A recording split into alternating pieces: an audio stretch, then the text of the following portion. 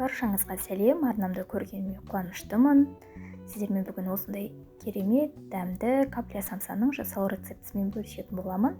Арнамнан алыстамай, видеомды соңына дейін қарап, қолдау білдіріп кетуді сұраймын. Ол мен үшін өте маңызды. Ендеше осындай дәмді, керемет самсаны бірге әзірлейік. Ең алдымен начинкасын әзірлеп алатын боламыз. Менде начинкасында картоп, тартылған ет, пияз және де дәміне қарай қара бұрыш пен тұзымызды салып, алдын ала жақсылап араластырып дайындап қоятын боламыз.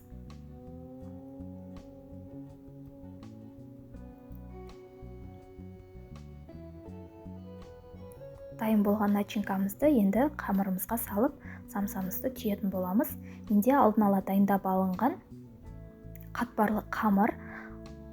Бұл қатпарлы самса қамырының рецептісі менің YouTube арнамда бар.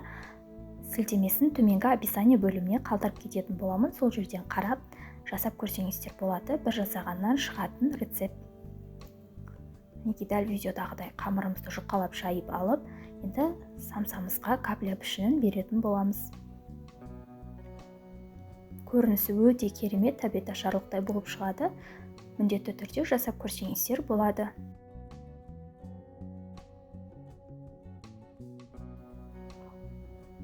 Рецептінің толық құрамын төменгі описание бөліміне жазып қалдыратын боламын. Сол жерден қарап, жасай берсеңіздер болады.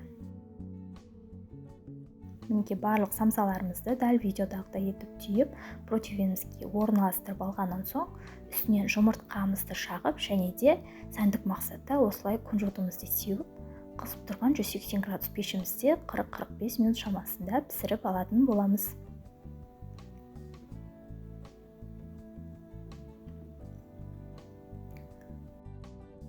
Мінекей достар, біздің самсаларымыз пісіп шықты. Көріп тұрғандарыңыздай өте керемет, көрінісінің өзі тәбеташарлық. Мен сияқты осылай дастарханға ащы соус немесе ащы салат түрімен тәрелкемізге салып ұсына берсеңіздер болады. Міндетті түрде жасап көріңіздер, ас болсын.